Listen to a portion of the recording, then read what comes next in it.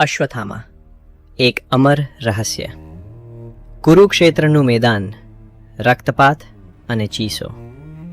મહાભારતનું યુદ્ધ તો પૂરું થયું, પણ શું તમે જાણો છો કે તે યુદ્ધનો એક યોદ્ધો આજે પણ આપણી વચ્ચે જીવિત છે? હા, આપણે વાત કરી રહ્યા છીએ ગુરુ દ્રોણના પુત્ર અશ્વત્થામાની. એક એવો શક્તિશાળી યોદ્ધો જેના કપાળ પર જન્મજાત એક ચમત્કારી મણિ હતો, જે તેને ભૂખ, તરસ અને થાકથી બચાવતો હતો. પણ એક ભૂલ અને એક ભયાનક શ્રાપ. પાંડવ પુત્રોના વધ અને ઉત્તરાના ગર્ભ પર બ્રહ્માસ્ત્ર ચલાવવાને કારણે ભગવાન શ્રી કૃષ્ણએ અશ્વત્થામા પાસેથી તેનો મણિ છીનવી લીધો અને શ્રાપ આપ્યો કે તું પૃથ્વી પર યુગો સુધી ભટકતો રહેશે, તારા ઘા ક્યારેય રૂઝાશે નહીં અને તને ક્યાંય શાંતિ મળશે નહીં.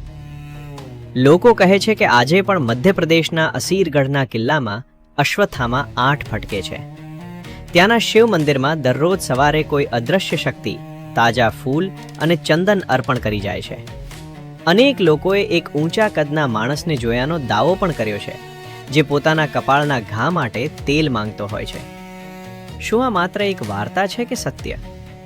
વિજ્ઞાન પાસે કદાચ જવાબ નથી, પણ શ્રદ્ધા કહે છે કે અશ્વત્થામા આજે પણ તેની મુક્તિની રાહ જોઈ રહ્યો છે.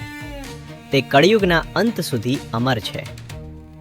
તમને શું લાગે છે, શું અશ્વત્થામા આજે પણ જીવિત હશે?